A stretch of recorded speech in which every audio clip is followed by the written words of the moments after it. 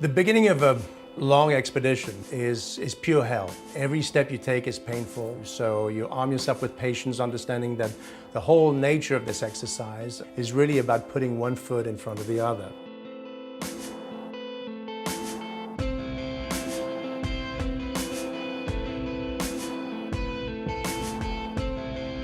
So how do you become an Arctic explorer? Well, it starts, I think, with a dream, and as a child I was exposed to early novels and accounts of the golden age of exploration. So early on I knew that I would want to become an adventurer and explore in nature. But athleticism is something that I did out of passion and out of personal engagement. My role as both an athlete, as an advocate, and as a photographer is to try and really generate that level of interest into the polar region.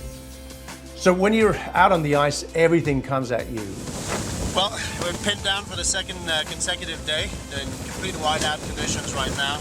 Then you've got this freezing, humid, cold Arctic wind that goes right through you and penetrates you to the bone. You have no option but just to carry on moving forward.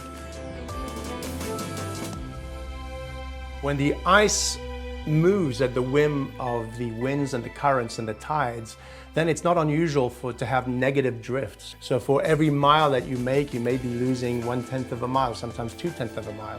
It makes for open leads of water, which are basically waterways. And that you've got a sledge behind you, you're carrying anywhere from 200 to 400 pounds of gear, depending on the length of the trip. You start progressively to push your rhythm a little bit more, little by little. You up it from 8 hours of travel initially to 9 and then 10. And then within a few weeks, you'll be traveling consistently at 12 to 13 hours a day. You make sure not to do anything stupid, so you injure yourself. Let's say if you pull a muscle and you're in that kind of environment, it's game over. It's a brutal impact on the body that you need to preemptively train for. And so the training will be a mix of cardiovascular and core training.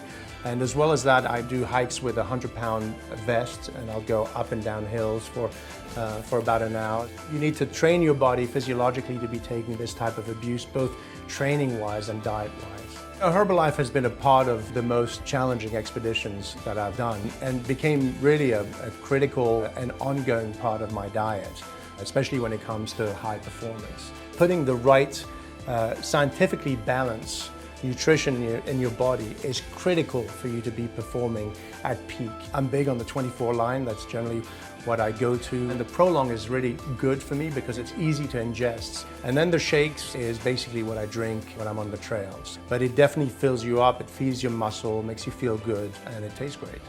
It's really only about setting your mind to it, establishing a goal, understanding how to reach that goal by coming up with a strategy and applying that strategy one step at a time in order to get there. And you can really impress yourself by how far you can actually go.